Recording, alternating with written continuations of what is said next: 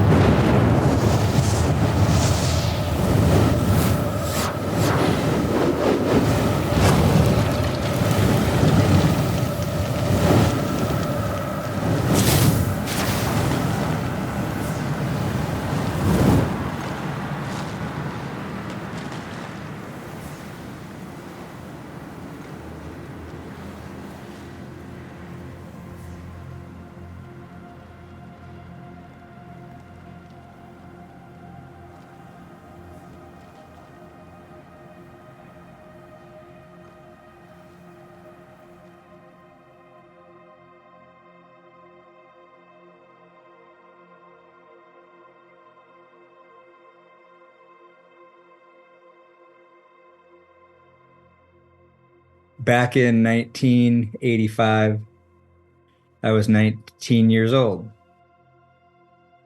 Some friends of mine and I decided to go down to Arizona to try to start over, or just start new somewhere fresh, to get away from the hometown and the way everyone knew what's there.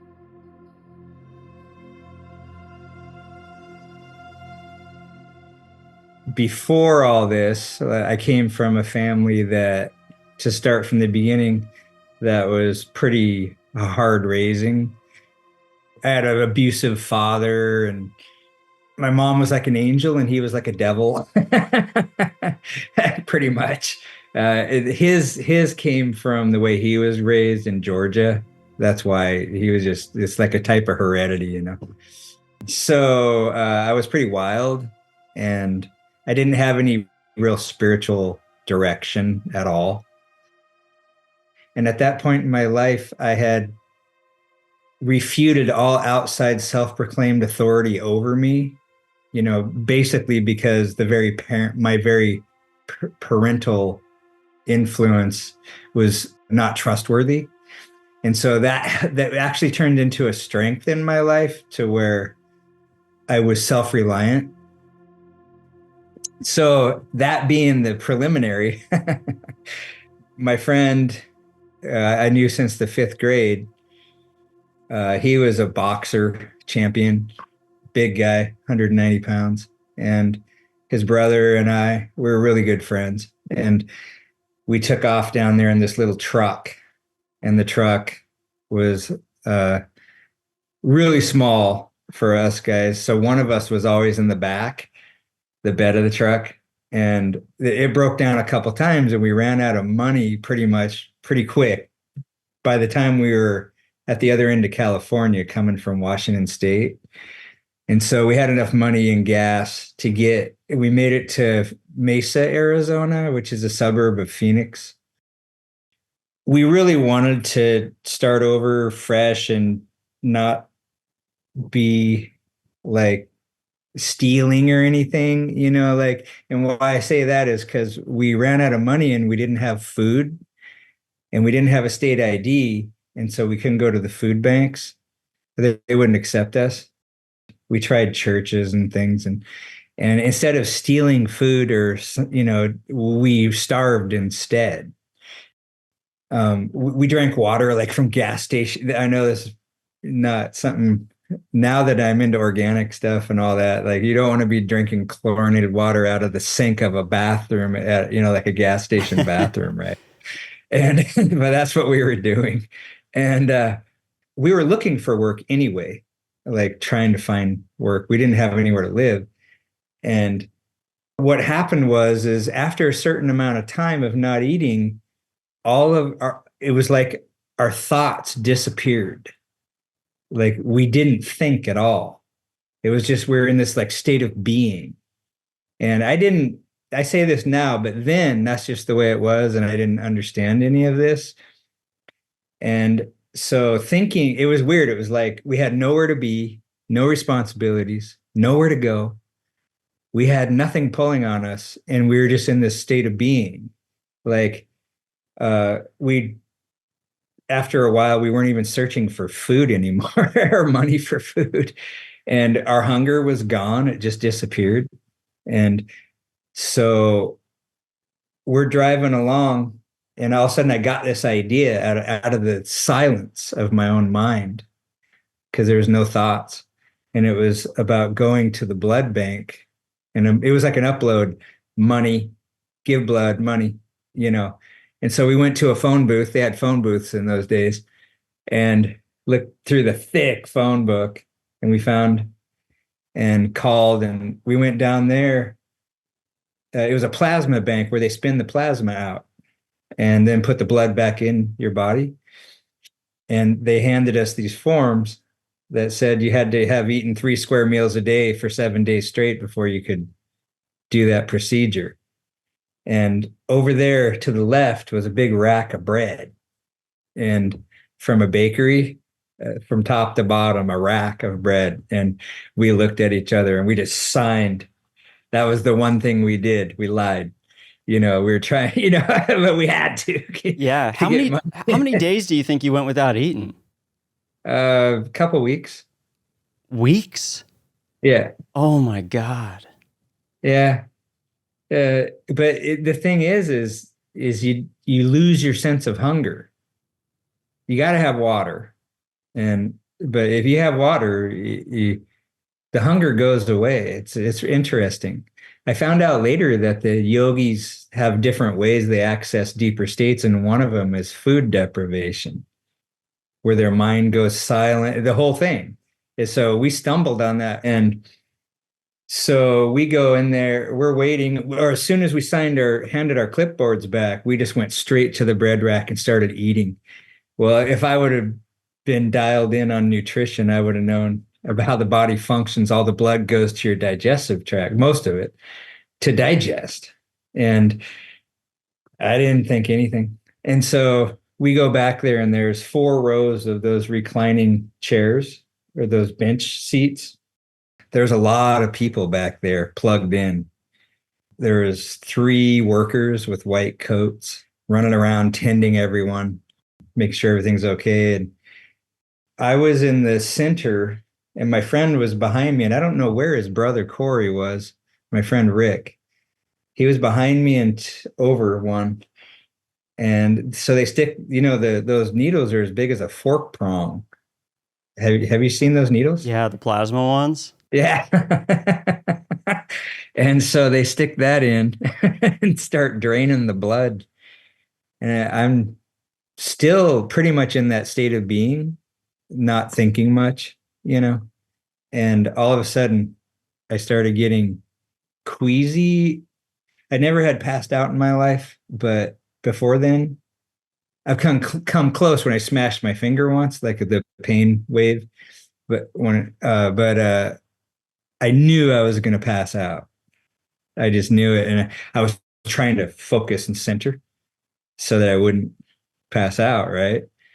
And I was like, ugh, my head was rolling around, and my head rolled to the side, and like this guy in a white coat, way over there with a clipboard, he was talking to someone. He just looked right up into my eyes, all the way across that long room, and he said, "Are you okay?"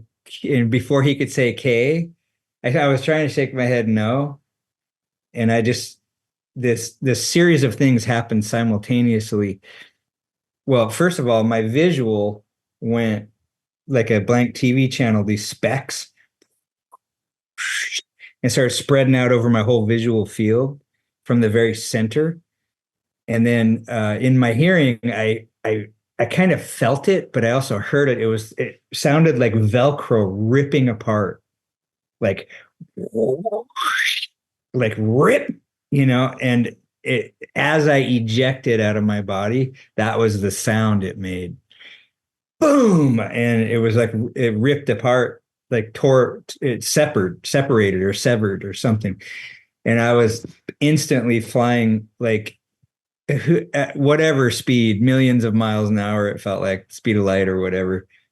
And the feeling that went through me was ecstatic. I was like, and I still felt like I had a body. And I said, my arms opened all the way. And I said, I'm finally free. And then my body just dissolved. And everything, my remembrance of the earth, this whole experience here, my life up to that point, everything disappeared. I would no longer, it was like it just got unplugged pretty much. It just was gone, dissolved. And I was still flying at a million miles an hour, and it was at an angle, like a 45-degree angle. Is that 45-degree? Yeah. And and this feeling, I didn't think anything, but this feeling of pure freedom burst from the center of my being. And it was like the sun shining light in every direction. It was absolute freedom, like unbelievable freedom. And it was just like, it was ecstatic, but it wasn't overwhelming. I think about it, as I think about it later, you think you would just fall over. It'd be so overwhelming, especially after a life on Earth where you're all locked down and you got to pay rent and stuff and work. And or buy whatever you're Yeah. tied in hard. So I was this massive freedom, and it was just flowing from the center of my being forever. Like it wasn't going to end. It was permanent. And then from that, this pure joy sparked off in the center of my being and was blended with the freedom feeling. And it was just shining through me like the sun shining light, like forever. I think about it later, and I realize that I had just left a world of limitation, and a hard life pretty much. And then I was completely free. And so I could see why it sparked off like that now.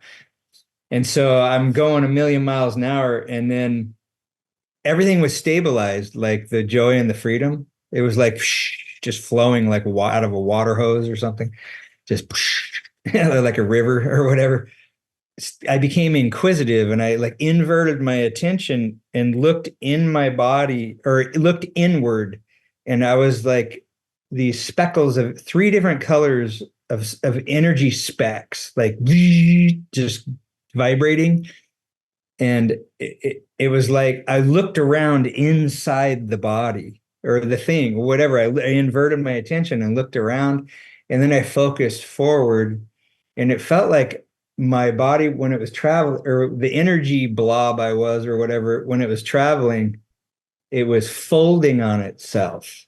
Like, For the listener, he's rolling his hands one over the other as they move forward together. like it was odd.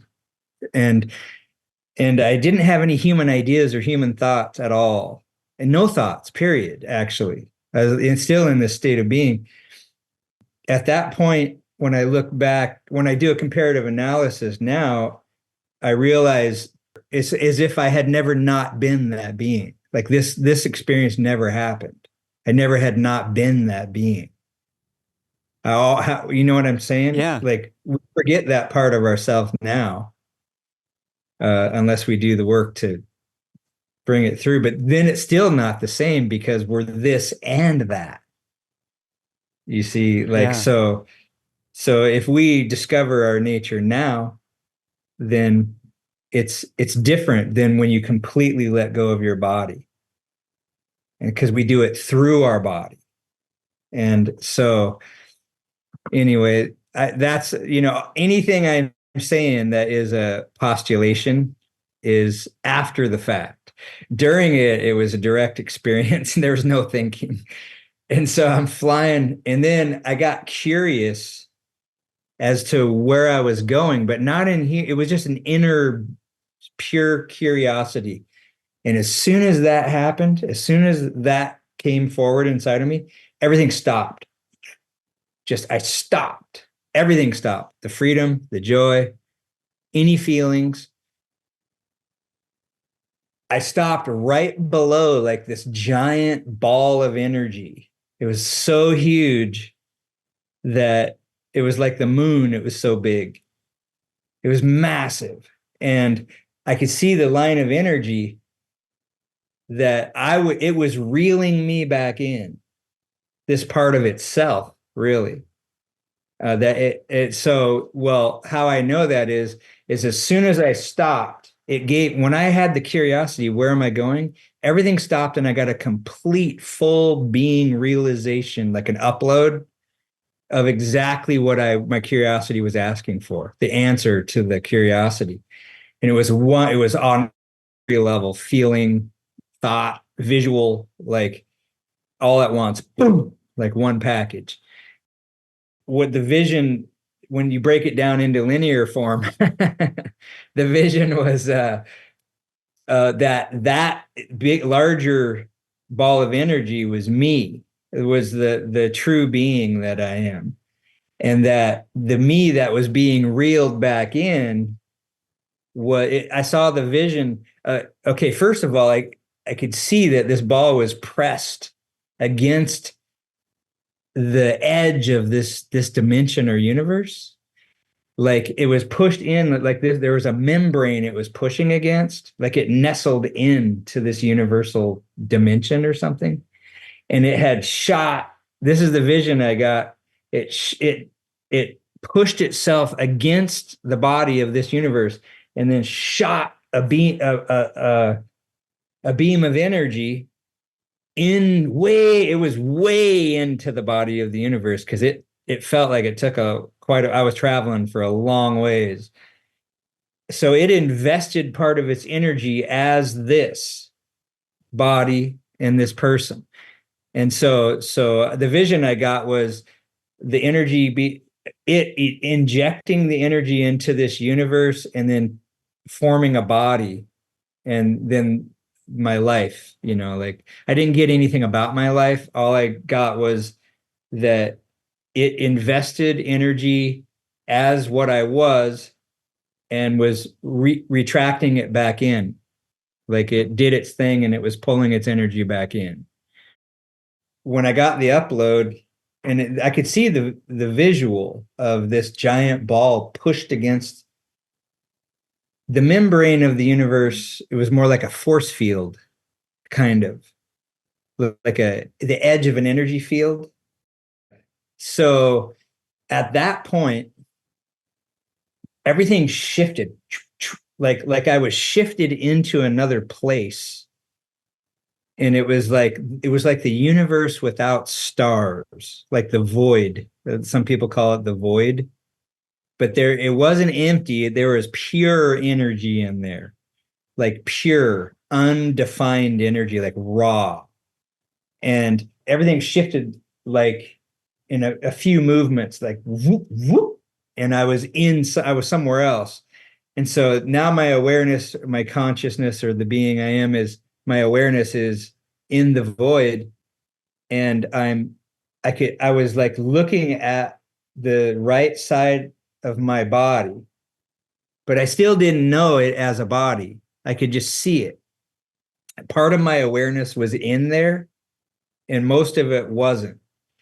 And there was these giant bursts or puffs of energy, whoosh, going through the body, like being directed through it by probably the giant round ball that was reeling me back in. And or I'm getting in my inner voice is saying reeling itself as me back into itself. Isn't that odd? Yeah. And at this stage, you're looking at your spiritual body, not your blood bank body. No, I was looking at, it was like an outline of the blood bank body. Okay. Like, and it was facing to the right, and I was looking at its right side. Part of my awareness was in there, like in a dream where you're in the dream, but you're also observing yourself in the dream simultaneously. Right.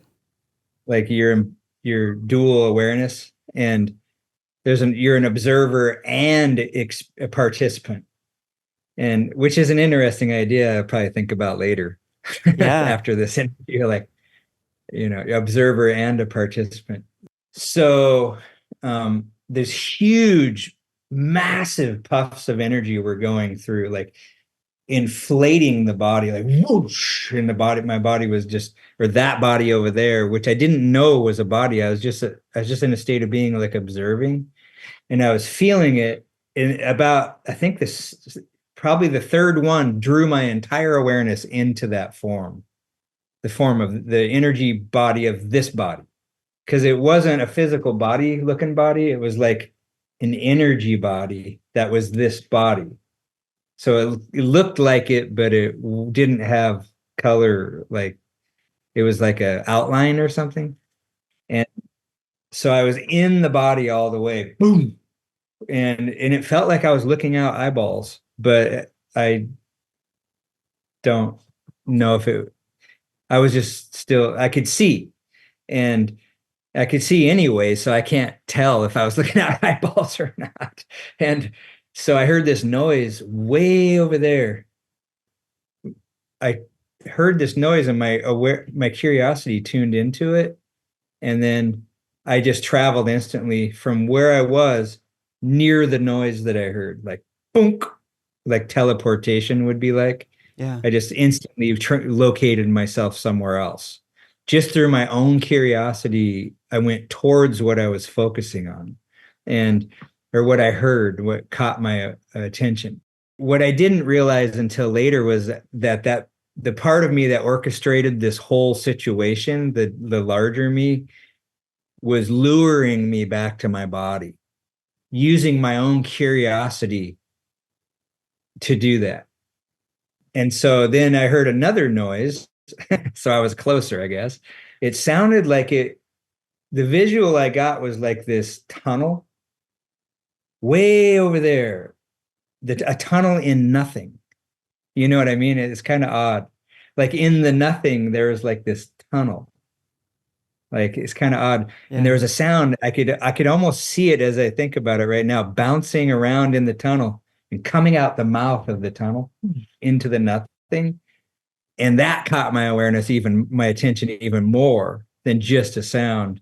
And this time I moved from here to there, and I was in the tunnel floating. And in the tunnel was like this white fog energy. It wasn't fully solid. I could see, how you could see partway into the fog. And so I'm floating in this fog, like that dimensional, whatever. The idea I get is, I don't know, transitional dimension or something, like on your way to another one. I don't know. It's kind of odd. So I'm floating along, and I'm just experiencing this motion.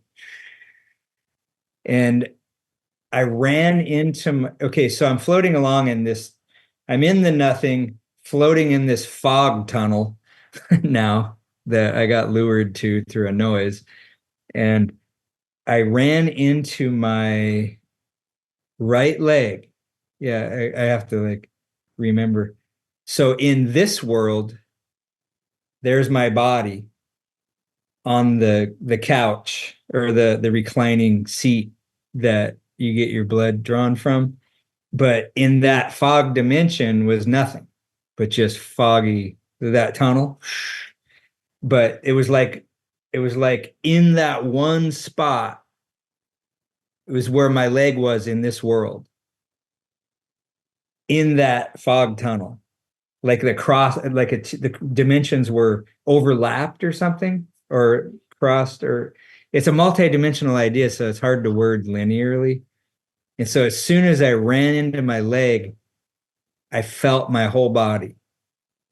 And I still didn't know anything yet. So boom, I felt my whole body. What I felt was myself releasing urine. You know, when you die, you let go, your whole body just lets go, right? And uh and then that whatever part of me was running the show twanged a string, or that one, that's how I think of it, is like on an instrument, it twanged one string, and that string well was a combination of being aware of a bunch of people, which I didn't have a description for yet. I just was aware of it, and embarrassment. That's it. Out of all the knowledge I had, or, experience from this life, only that flashed through me. And it jolted me straight back into my body. And I just went, oh, and I came forward with both fists like this, trying to lock down and not crap. At that point, when your urine releases, so does the other end. I mean, it's all coming out, right? So I stopped that, thank God. And and then so I was boom, and then somebody pushed me down back, and the first thing out of my mouth was, did I pee my pants? So I was still locked in that loop that got triggered. And he said no, and started slapping my face, bang bang, like harder than you should slap anyone's face for any reason. And and he's like, what's your name? Bang bang, he was getting away with murder, right? Like and my head was rocking back and forth, and I was completely blank. Like I didn't have one thought, and I didn't have an idea either. Like that one burst of embarrassment, and then did I pee my pants? It evaporated, and I was back in a state of being. And so apparently they'd been through this before. And he knew that he had to get me to focus to bring me back. And so he whacked my face around a bunch, and then back and forth. And then I got this flash of irritation that went through the middle of my body. It was like a big around as my pinky, this little quick flash. And it was pure concentrated irritation. Went right through my body. And I stopped my head and looked him right in the eyes and focused to give him what he was asking for, whatever it was. I focused to answer him. And when I did, this big piece of energy about 3.5 feet long and about, I don't know, 10, 11 inches around, it just appeared on this side, my left side, in the air. Like I could still see energy, like I was still on the inner dimension pretty much. And it just appeared, and the tip plugged into my head, into the left hemisphere. So when I focused to answer him, what I say now, or what I know now, is I summoned it back. I called that part of my living program back so I could give him the answer. And so it appeared and plugged back in.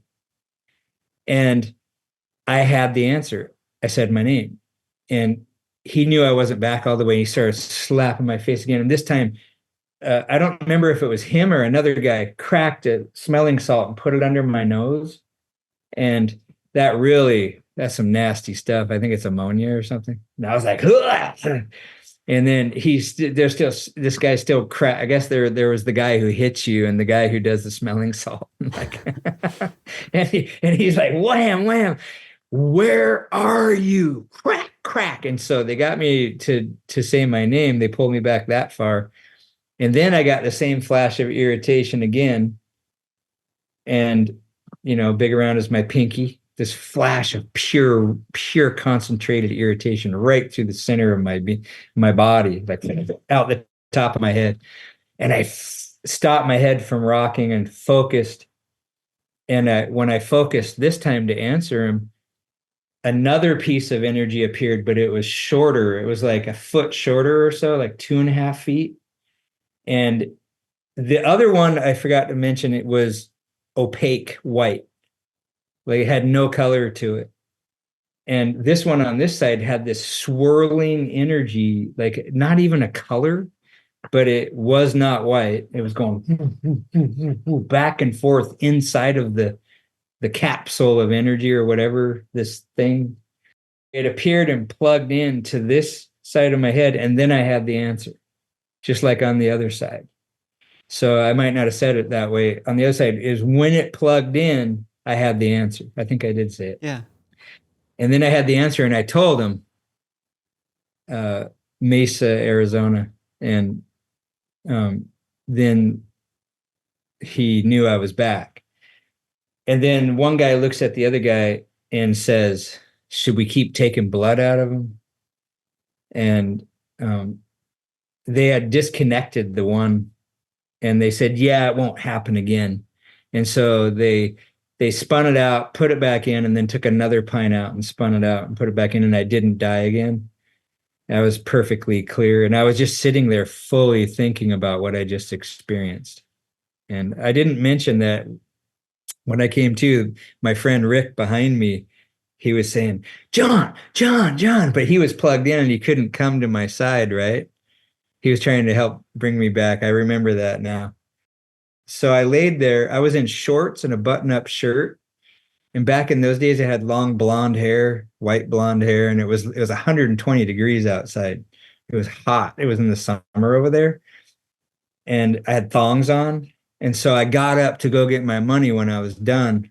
And there was a puddle of urine in the seat where it comes, reclines down. So they lied to me and said I didn't, or maybe they didn't know. And I was like embarrassed a little bit. So I hurried out, got my $20 and went and changed at the little truck out of my backpack. And so a side note, about 20 years later, I was living on Orcas Island, and my friend, the friend that was sitting behind me calling my name, I found him a place to live and a job. And he brought his girlfriend, and I found her a job too before they even moved there. And then they came and moved, and we were talking about this very experience. And he said, yeah, after they shocked your heart 3 times in a row. And for that whole 20 years, I didn't know that they had used a defibrillator. Is that how you say it? Yeah. On my heart 3 times. And then someone else mentioned once when I was saying it, a connection I didn't see. Do you think those big, huge puffs of raw energy going through your system, through the energy body, was the defibrillator? Oh, interesting. Going boom. And I've heard a lot of strange things, like somebody hearing thunder in their dream, like what's going on outside shows itself inside. Right. Like there's a reflection, like there's thunder out there. You see what I mean? Right. So I didn't tell my friend or his brother about this experience. And I'm not actually sure for how long. I didn't tell anyone. And what I did was, back then there wasn't computers that I am aware of. There might have been the old archaic ones. I'm not sure. The big, huge monster ones. I'm pretty sure there might have been some type of computer, but I didn't have access to one and they weren't in the libraries. And so I researched the old fashioned way and was looked up near death experiences.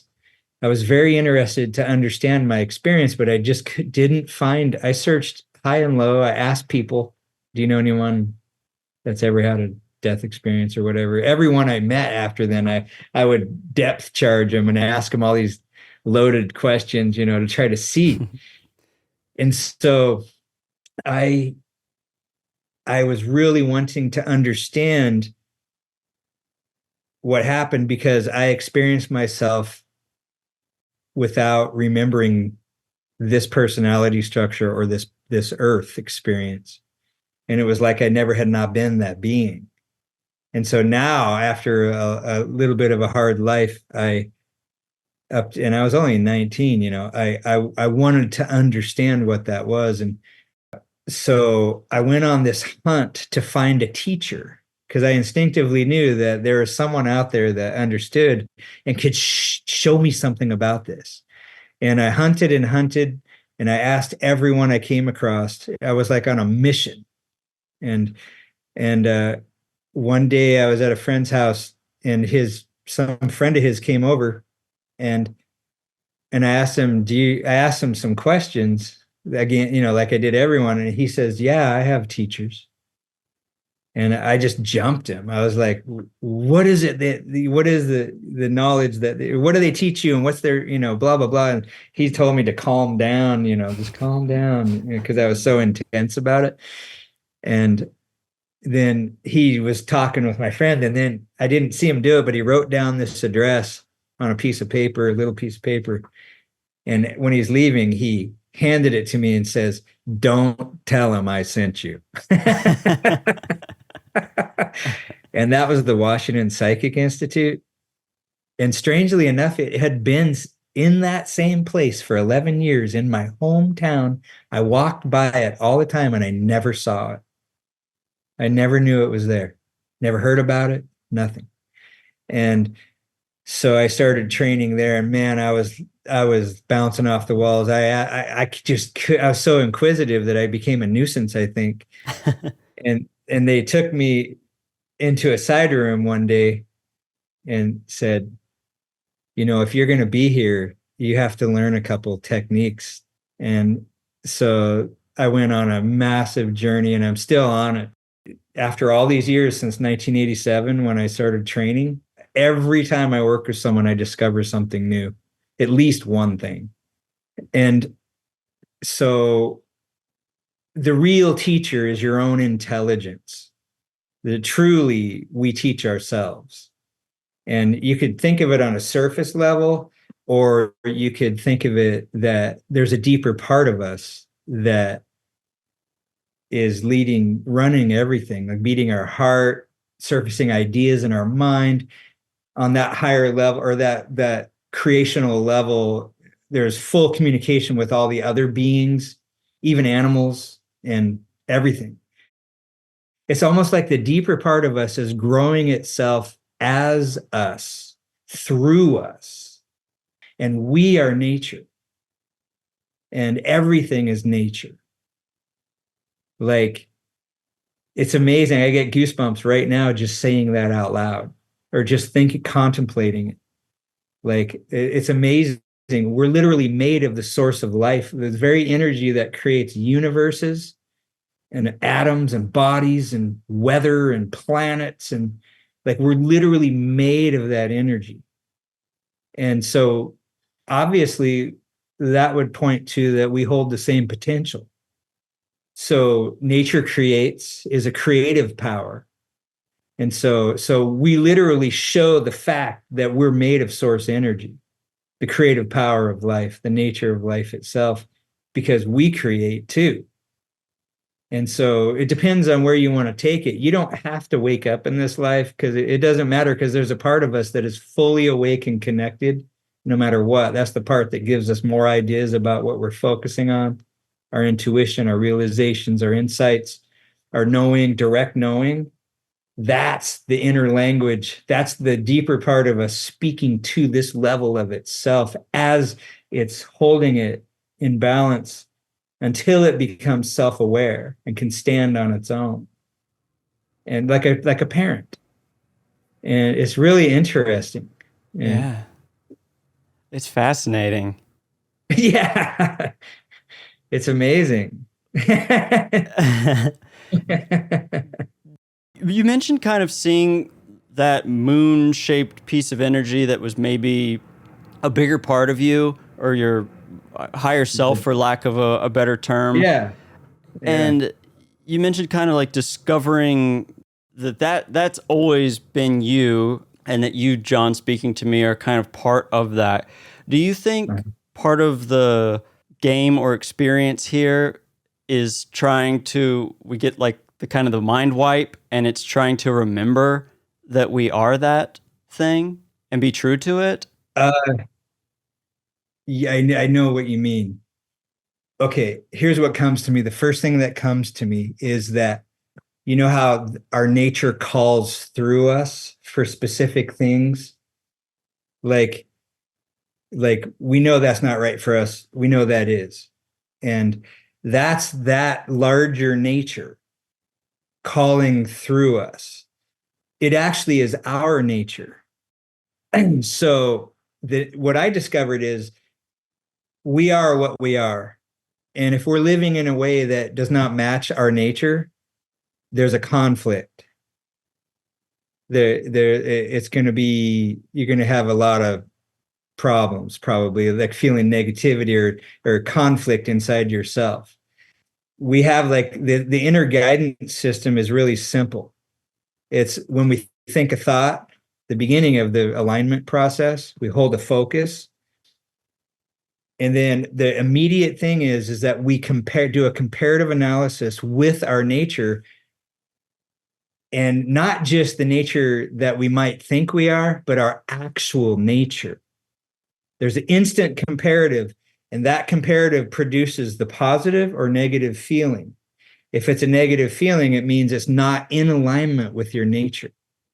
And if it's a positive feeling, it is in alignment. So what happens is we're purposely not shown our own inner guidance system or that function. Call it what you want. I've heard a lot of people call it the inner guidance system, but it is true though. It is a guidance system like GPS, but it's different. Our nature is what we are. And until we understand and realize that directly, we think we are something else. We don't recognize it. We're still carried though. And until we discover that, usually it's when we let go of our body and we get reeled back in, and then we realize, oh, like, okay. And there's a whole reorientation, like, because you don't have a body, if all you oriented was with your body and now you don't have it, definite reorientation happening. And and so we need to know how this works. That's all I'm saying, because what I discovered is that we're taught to think in a way that is counter to our nature.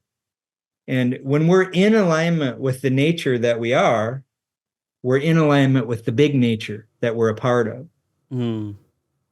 And so we don't have to go out of our way and, start a new religion or whatever.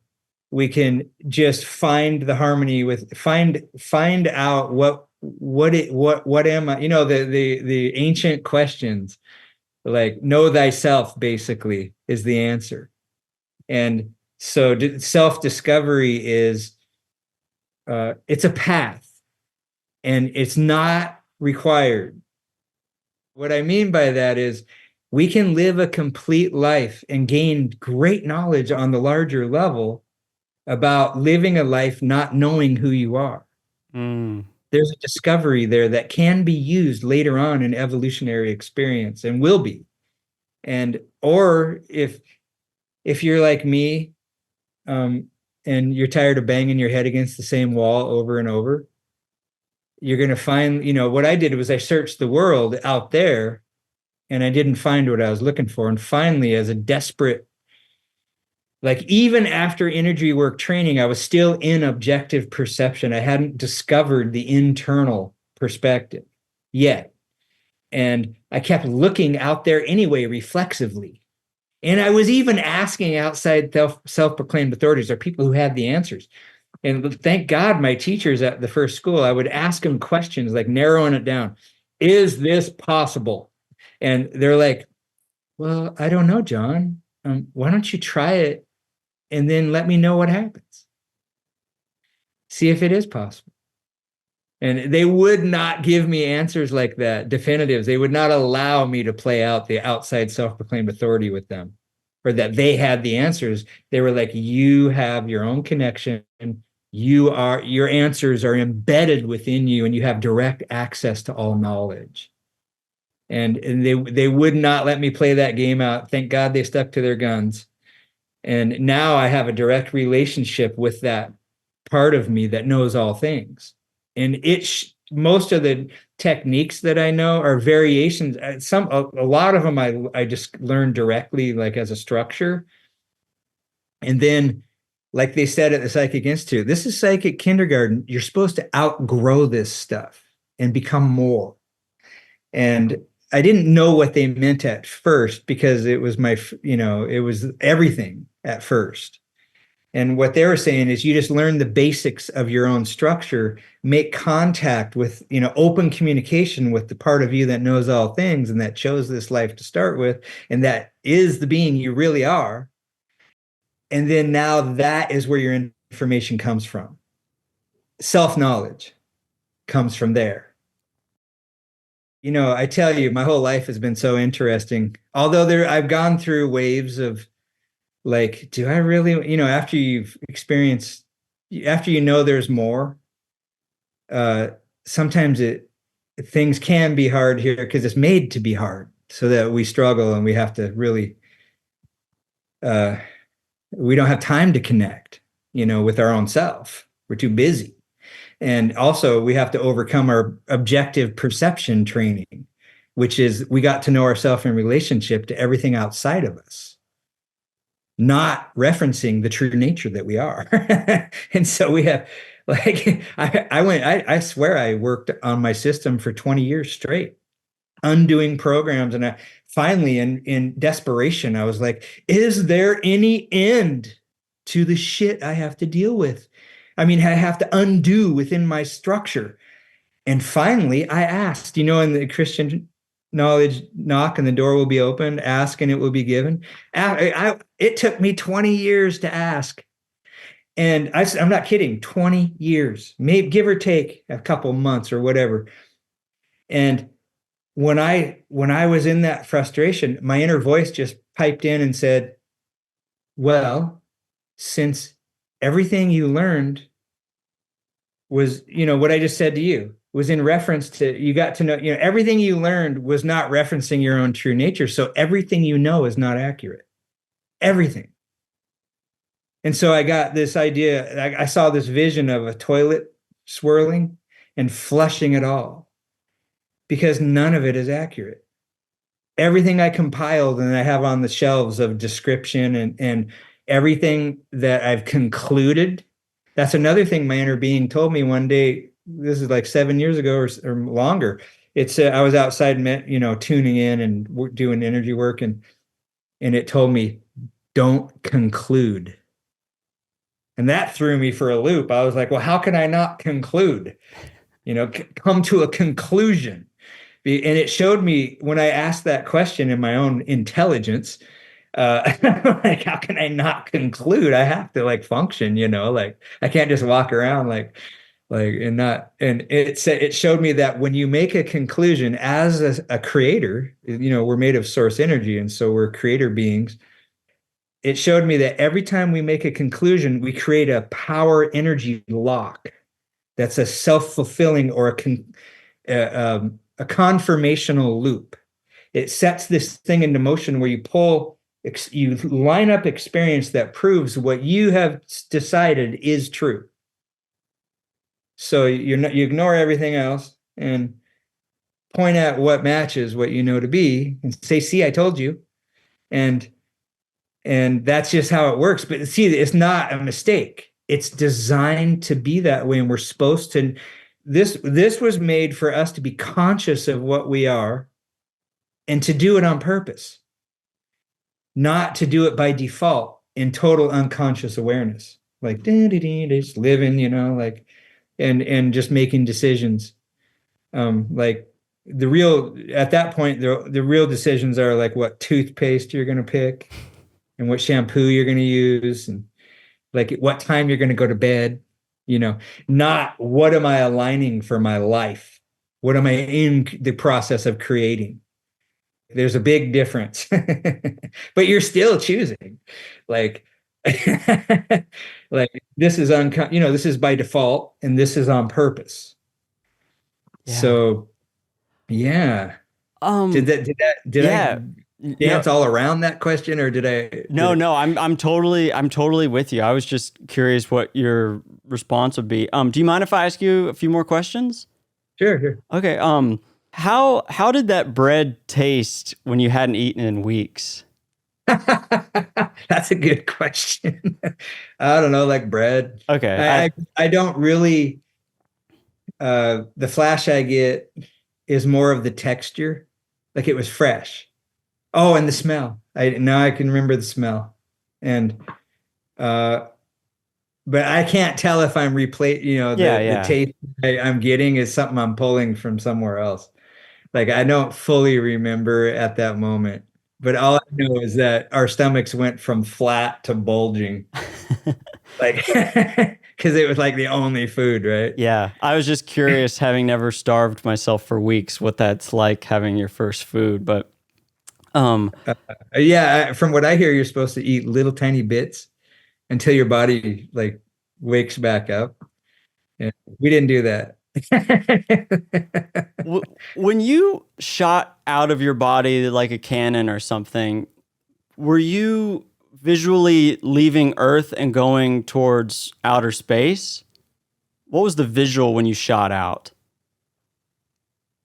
The visual was I was in it and I was feeling and I was aware of my body, and there was nothing but energy, and like energy that way, like a sort of everything is like there's nothing except for the energy happening in that line. And then my body dissolved, and then my awareness was in that. It was like that ball of energy wasn't me. It was like a transport carrying my awareness or something. Like it wasn't the true me. The true me, I don't think has a structure. Like, and so at least that's what I discovered so far. That's a really important point I want to point at, is that no matter what we think we know or what we know currently, there's always further refinements of any knowledge that we already know. And that we need to know that and to be open to let the inner learner that we are, the discoverer, like let that refinement process happen. And then not hold on to like it's a life-saving buoy out in the turbulent ocean, not hold on to what we know, but as soon as we know more, to let go of that and go with the new, more refined understanding. It's really important to know. We reflexively hold on to ideas because we've come to know ourselves in relationship to them. And if we let go of an idea, it's like we're letting go of a part of ourself, a way we've come to know ourselves. And you can let go of everything and you will still be you. So I just want to say that. I heard someone recently, they told their NDE, it was back in the 90s, and then they were describing how if every time we had trouble and we were able to ask the angels for help, then when we're done with this game, we'd go over and they'd just be like, well, we did everything for you. It's like we come here to struggle and find our own power, not to just ask for power from other beings. So that's a really good thing to say. You should put that in the... Yeah. It's like before we come down here, we're like, whatever I do, don't help me. I want to do it my own this time, you know? And then we get down here, we're like, help me. Yeah. We're taught to reference the past and project it into the future and to ignore the present moment, really, when all of our power is right here in the present moment, the only real moment that exists. And that's where our access is. And you might want to put that in the video. Definitely, definitely. So there's a way to bypass all the glitches and go direct. And my favorite thing to do is to it's my nature, really, is to like I collect anthropological energy work systems, I'm an archaeologist, kind of.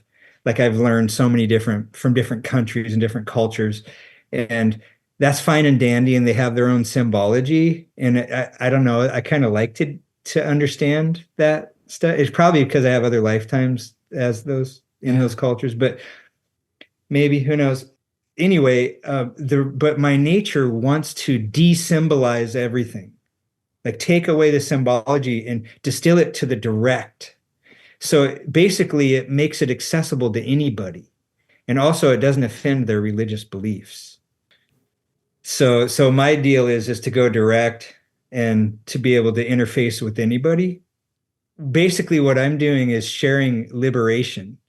Like, as I liberate myself more and more, because I'm not done, and it's still in process. And as I do that, I want to, after having a lockdown life like I did, the hardship and stuff, and the freedom from discovering how to free myself from that, I can't help but notice it through the whole world. It's an issue. And so it's my great pleasure to assist in liberating people, beings, basically reacquainting them with their own self, or at least starting the process by clearing them out and then flooding them with their own source energies so that their communication can I did that with you. Yeah. I put a big beam of the true you through you and held it in place. And then the interaction between you and the you that like all the points, I could see it, all the points where there was not recognizing that relationship, they showed themselves. And then I just held the focus and let that part of you, my focus was softening those rigid little pieces, and then soothing is the word I'm getting, soothing those, and then holding you and you together and allowing, or so that part of you could start working with this part of itself, because I can't do that work. It's more of a between you and you. But I can facilitate it in motion. I can hold it together while and initiate it, help someone initiate it. Yeah. And that resonates with kind of how things have played out since. So thank you. Yeah, that's the big gift, is like putting you and you together. That's a good way to describe it. Yeah. But, I know you have to go. I was just gonna say, you know how when you looked at yourself and there was kind of 3 different colors or 3 different sparkling colors? I sometimes wonder if we're all made of different ingredients, and if like your ingredients are freedom, joy, and curiosity, and like in that unique combination, that's what is part of you, and that those 3 colors represented that. Do you think there's anything to that? That brings up a really interesting subject. One thing I know for sure, this is a vision I've been given from that part of me. It comes through in a lot of ways: intuition, knowing, visual, sometimes a voice, sometimes a blazoned word. Well, in your mind, you'll see this word just, and like like the way that we're communicated with from that part of us. The vision I got and that I'm seeing right now is that when the larger us chooses to partake or to join this world and to grow itself through this medium, that it like pulls part of its energy off and tools it, changes it around. There's a core nature in there, but it adjusts the nature a little bit so that when it is immersed in this world and comes directly into contact, it will respond specifically. And that specific response to the stimuli here is what guides, what takes us down this path or that path. It's like the structure of our growth is ingrained in the way that that larger nature of us tools the nature to respond to this situation. So that specific strengths are gained and grown in ourselves, and we go down certain lines. And there's more to the story, I'm sure. There always is.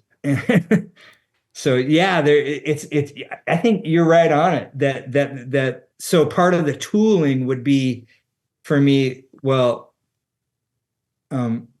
see, if I'm tooled with the freedom, the joy, and the curiosity is there no matter what. And unless someone kicks me every time it happens, then I'll be curious why they're kicking me every time it happens. But the freedom and the joy, let's say you're tooled for that, but the situation doesn't allow it. And so your nature calls for it. And so and nothing can hold back a nature. Like the nature call, you can't squelch a living being.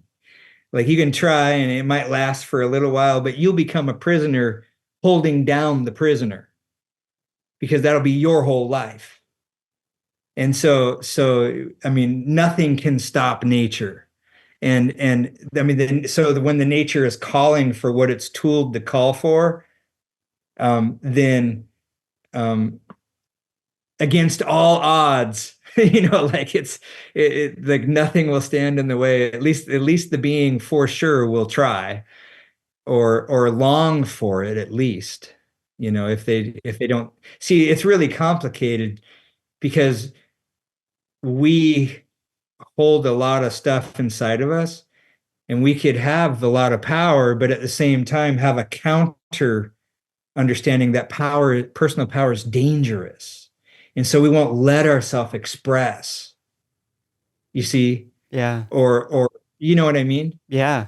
And we need to get rid of the conflicts inside of ourselves. And that's really doable. I love showing people how to do that. Like I gain great joy in seeing people like light up and be liberated, freed from things that have been locking them down. And like it's like this weird thing. It's like it's my nature to have this great love to thwart evil. Like basically like to liberate from the oppressing forces of the world, which, that's kind of an idea because our nature is free already.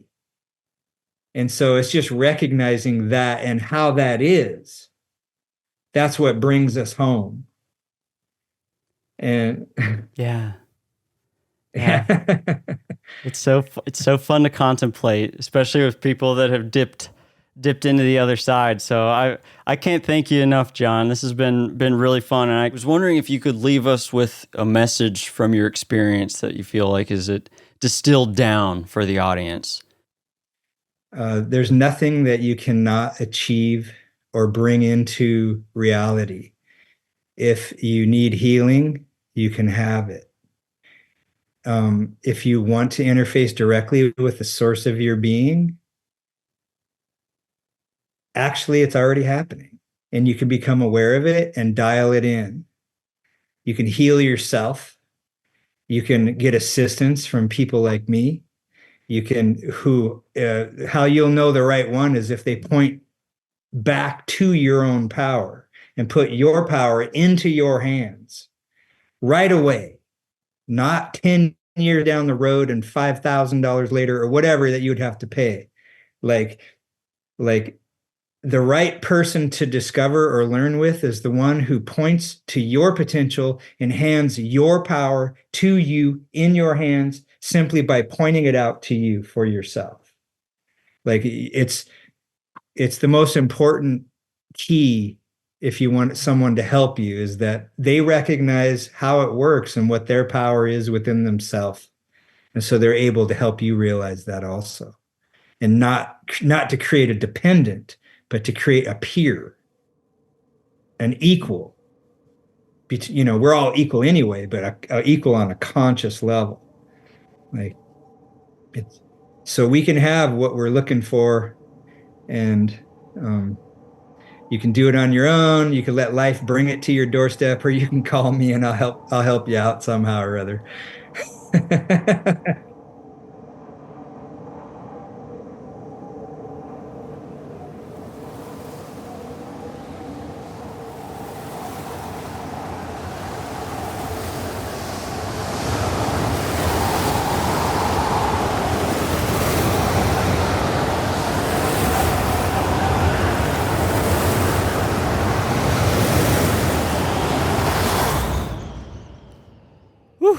Well, as you can see, the match has gone out. And as the smoke clears, I swear I can smell a hint of that fresh baked bread from the blood bank. I'm hungry, but luckily not starving. I hope you enjoyed that Mesa, Arizona near-death experience as much as I did. And if you want to share the love, a great way to support this show is by texting a link of this episode to someone who you think might enjoy it too. Another easy way to support the show is to give us a 5-star rating on Apple, Spotify, wherever you listen. It just takes one click and it really helps this little show grow. If you're watching on YouTube, go ahead and subscribe. By the way, if you or someone you know has an unusual story, have them send it my way. My email is alec@parasaur.co. It's spelled out in the show notes. And check out those other links in the show notes. I did an energy healing through one of those links. I had to have an open mind about it, and I really think something was lifted. Check it out. Anyway, that's it for me. Thank you for stopping by, and I hope you come back next week, because I have another match to light.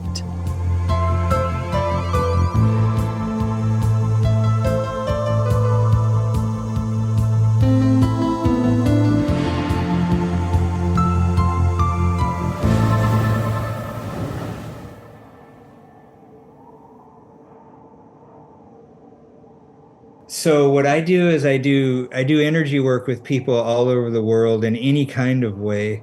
I've discovered and practiced so many different systems that I kind of transcended all of them. And what I do now is I learned how to work with people's energy anywhere on Earth.